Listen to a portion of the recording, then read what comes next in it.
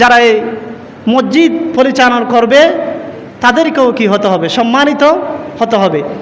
এই জন্য আমরা যদি মসজিদ কমিটির মধ্যে সুর, বাটফার, টেন্ডারবাজি, চাঁদাবাদ, ঘুষখোর, প্রকাশ্যে যারা সুদ খায় তাদেরকে যদি মসজিদ কমিটির মধ্যে দিই তাহলে এটা আল্লাহর সাথে বিদ্রোহ হবে। কার জন্য?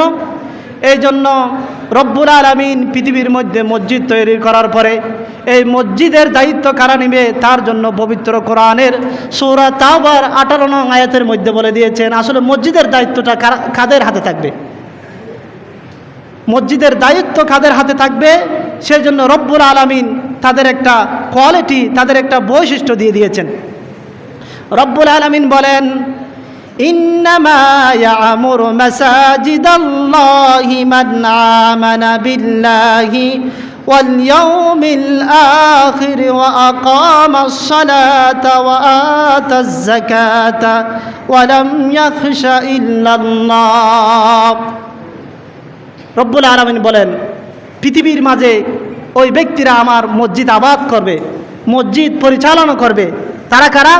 এক নম্বর হলো মান আমানা বিল্লাহ, এক নম্বর আল্লাহ তাআলার উপর ঈমান থাকতে হবে। যে ব্যক্তি আল্লাহ তাআলার উপর ঈমান নাই সে মসজিদ পরিচালনা কমিটির মধ্যে থাকতে পারবে না। দুই নম্বর হলো ওয়াল ইয়াউমিল আখির, পরকালের প্রতি বিশ্বাস থাকতে হবে। তিন নম্বর হলো ওয়া আকামাস সালাত, নামাজ প্রতিষ্ঠিত করতে হবে। এমন কিছু লোককে মসজিদ কমিটির সভাপতি মসজিদের গুরুত্বপূর্ণ দায়িত্ব দেওয়া যাবে না যে নামাজ পড়ে না।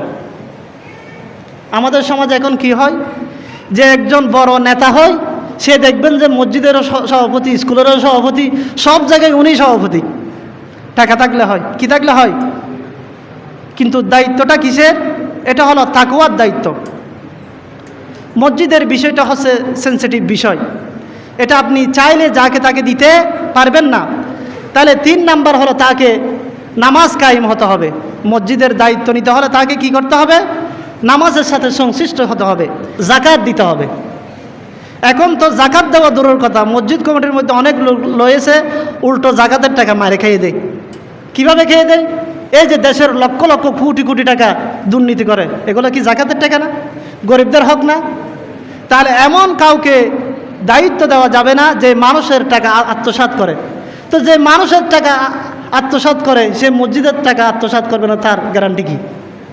তাহলে এই জন্য আল্লাহ তাআলা বলেছেন যে যাকাত প্রতিষ্ঠা করতে চায় না, যাকাত দেয় না, ওই ব্যক্তিকে মসজিদের কমিটির মধ্যে তাকে জায়গা দেওয়া যাবে না। 5 নাম্বার হলো যারা মসজিদ কমিটির মধ্যে থাকবে তারা এক আল্লাহ ছাড়া আর কাউকে ভয় করবে না। ভয় করবে কাকে? এটা কে বলতেছে? আল্লাহ পাক রব্বুল আলামিন বলতেছে। 1 নম্বরে আল্লাহর উপর ঈমান থাকতে হবে, 2 নম্বরে পরকালের উপর ঈমান থাকতে হবে, 3 নম্বরে নামাজ প্রতিষ্ঠার কাজে শরীক হতে হবে, 4 নম্বরে যাকাত দিতে হবে, 5 নম্বরে আল্লাহ ছাড়া আর কাউকে ভয় করবে না। এরপর আল্লাহ পাক রব্বুল আলামিন কি বলেন? রব্বুল আলামিন বলেন, فَعَسَى أُولَئِكَ أَن يَكُونُوا مِنَ الْمُهْتَدِينَ। তাহলে আশা করা যায় যে এই কাজগুলো যারা করবে তারাই হেদায়েত প্রাপ্ত হবে। বড় করে বলি সুবহানাল্লাহ। তাহলে হেদায়েতের জন্য কি কি লাগবে? প্রথমে আল্লাহ তাআলার উপর ঈমান আনতে হবে, 2 নাম্বার পরকালকে বিশ্বাস করতে হবে, নামাজ প্রতিষ্ঠার আন্দোলন করতে হবে, যাকাত দিতে হবে, একমাত্র আল্লাহ পাক রব্বুল আলামিনকে ভয় করতে হবে।